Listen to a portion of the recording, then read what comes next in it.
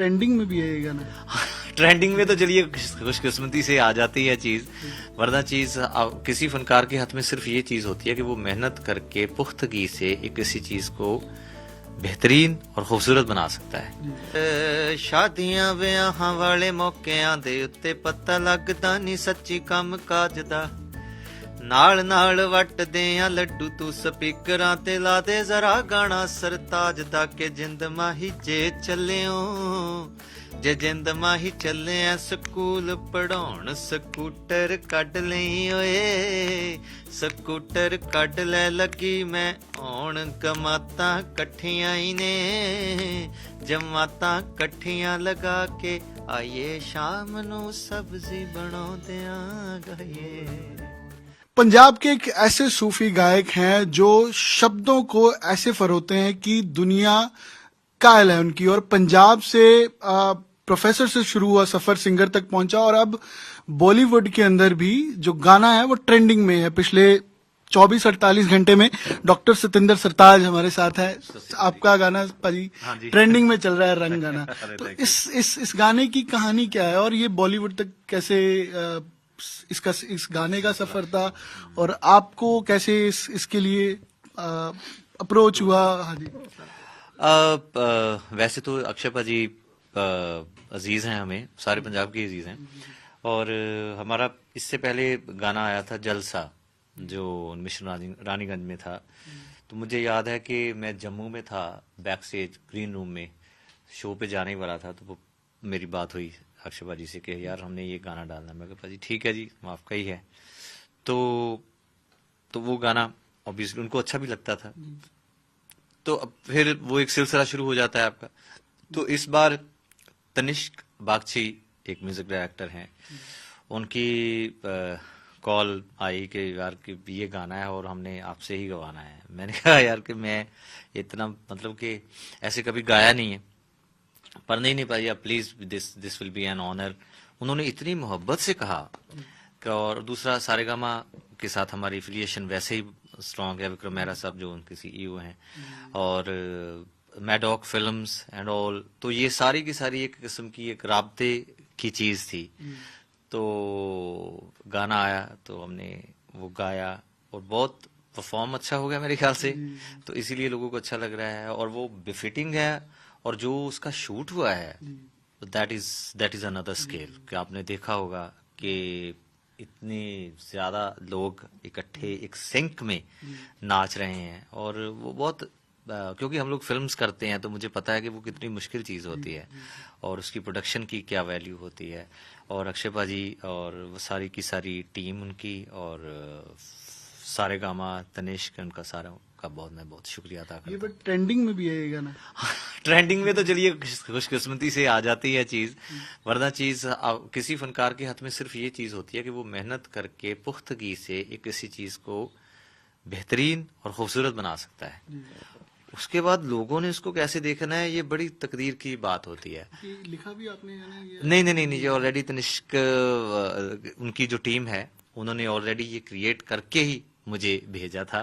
तभी तो मैंने कहा कि यार मैंने ऐसे कभी गाया ही नहीं है। वो कहते नहीं पाजी तो मैंने कहा चलो मैं ट्राई कर लेता हूँ। तो मेरे पास एक ही दिन था, अगले दिन हमारा शो था मेरे ख्याल लखनऊ, तो मैंने मेरे पास 2-3 वही पूछने लगा था कि अगर आप सिर्फ गाना सुनो, मतलब विजुअली आप नहीं पता लगता है कि ये वही डॉक्टर सतिंदर सरताज है जिनका अंदाज स्टेज पर, लाइव स्टेज पर कुछ और है, और वो सूफियाना अंदाज से एक खुद को ट्रांसफर करना, मतलब उस फेज में गाना। मैं ये बताऊं कि मैं तनिष्क का फिर बार बार शुक्रगुजार हूं कि उन्होंने इतनी मोहब्बत से, मैंने आज तक देखिए बाकी लोगों से मैं माफी मांगना चाहता हूँ जिनको मैंने तकरीबन कहा था यार पाजी मैं गाता ही नहीं, तो क्या करना है क्या नहीं करना।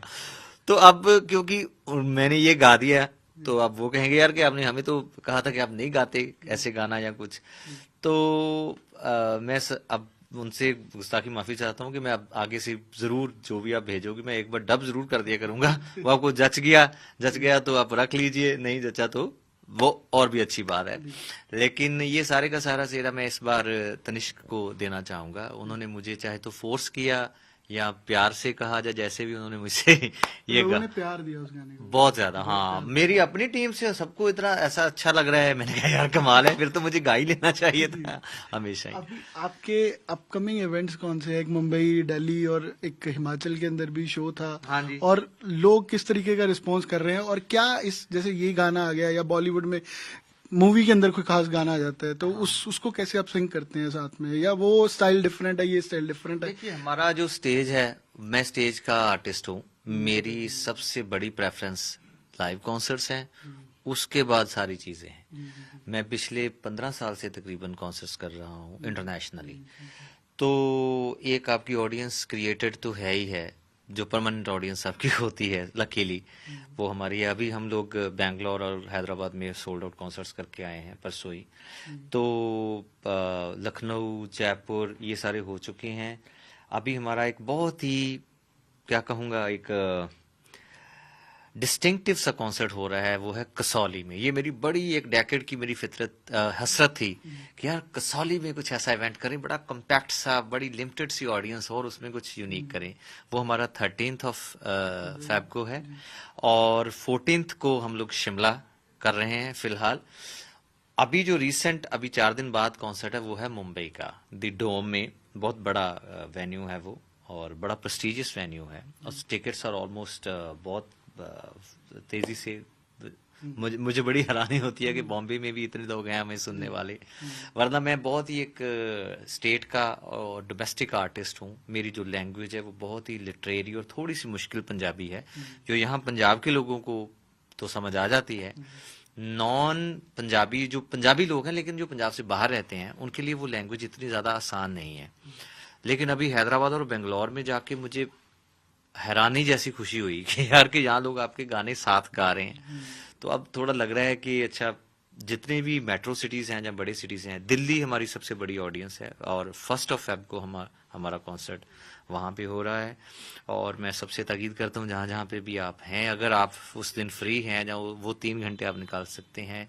25 जनवरी है द डोम मुंबई, 1 फेब है IG स्टेडियम दिल्ली, और ये कसौली वाला तो बड़ा छोटा सा इवेंट है। अगर आप नजदीक रहते हैं 13 वहाँ आइए, शिमला 14th को आइए। और हमारी फिल्म है जो होशियार सिंह हाँ। अपना रस्तू, ये 7th फेब को रिलीज हो रही है। ये one of the my most distinctive film है, जिसमें एक एजुकेशन का मुद्दा है।